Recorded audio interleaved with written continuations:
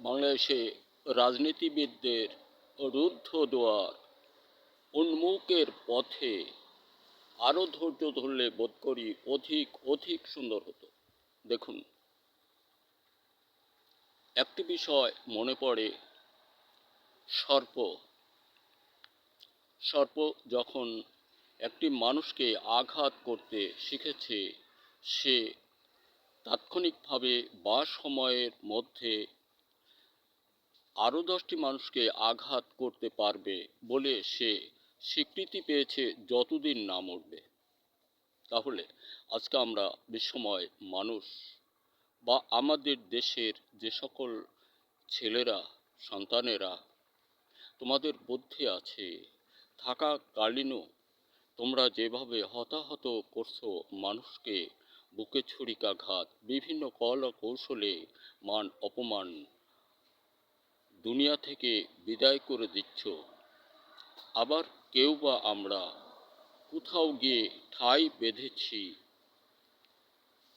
এগুলা বোধ করি সকলটাই অন্যায়।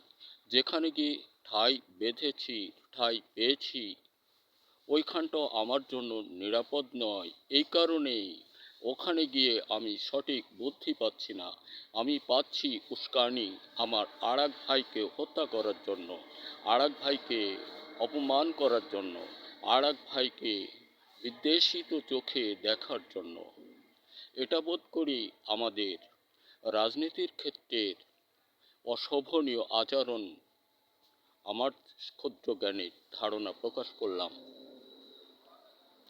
দেখুন, একটা মানুষ হয়তো অন্যায় অপরাধ করে ফেলতে পারে, সে যেখানে যেভাবে হোক, যত বড় অন্যায় করুক, সে চেষ্টা যদি থাকে তার নিজেকে শুধরাতে, তাহলে বোধ করি সহযোগ পায়। যখন সে প্রতিযোগিতায় চলে যায়, তখন বোধ করি আমার ধারণায় আসে তার মরণ ফাঁদে সে পা দিতে শরণাপন্ন হয়েছে। আর এই আশ্রয়দাতা তাকে আশ্রয় দিতে হয়, যাকে আশ্রয় দিয়ে নিজের সুনাম বর্ধিত হয়।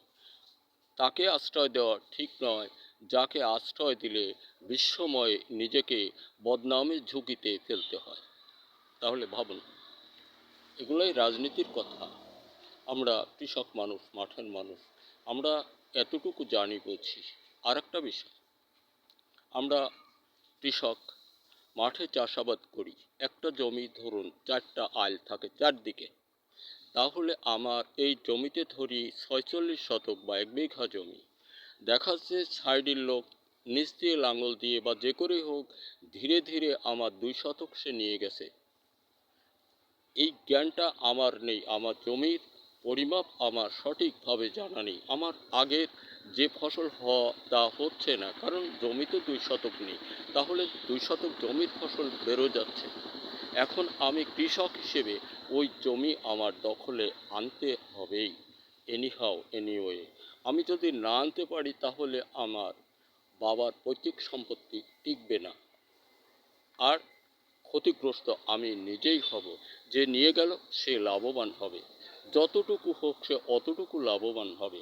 আর এক সময় তার উপরে ঝুঁকি যাবে, যে ঝুঁকিপূর্ণ অবস্থায় আরও 10 জন মাতব্বরের কাছে তার জবাব দিতে হবে। এখন দেখুন, অনেকের কাছেই অনেক মাতব্বরেরা জবাবদিহি হতে হচ্ছে। এই জন্য আমরা ঠাই তাকেই দিব যার দ্বারা আমার সুনাম বর্ধিত হবে। বন্ধুরা আমার, আমি সাধারণ মানুষ, মূর্খ মানুষ, আমরা গায়ের মানুষ। মাত্রই মাঠ ছেড়ে উঠে এলাম একটু কথা বলার জন্য। কথা বললেই আসলেই আনন্দ স্পৃহায় উদ্ভাসিত হয়ে ওঠে আমার মনটা। দেখুন, আমরা যে যারে যেভাবেই হোক আশ্রয় দিব না তা নয়। আগে ভাবতে হবে, আমি আশ্রয় দিচ্ছি, আমি কে, সে কে, সে কোন গ্রাম থেকে এলো, আমি কোন গ্রামে বাস করি। তাহলে আমি অনধিকার চর্চার মতো আরেকটা কথা, ভারতীয় একটা গানে আমি আমার একটা মেমোরিতে গানটা দিয়েছি। আমায় দেখে জ্বলছ যারা, চাইছি তাদের বলতে। আমায় দেখে জ্বলছ যারা, চাইছি তাদের বলতে।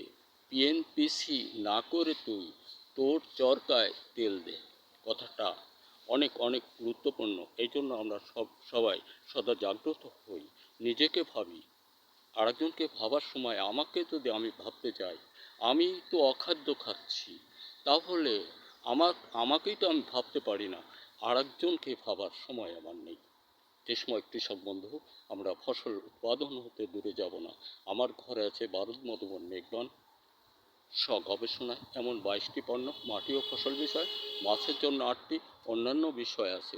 ধন্যবাদ। দেখা হতে পারে আবারও কোনো ভিডিওতে।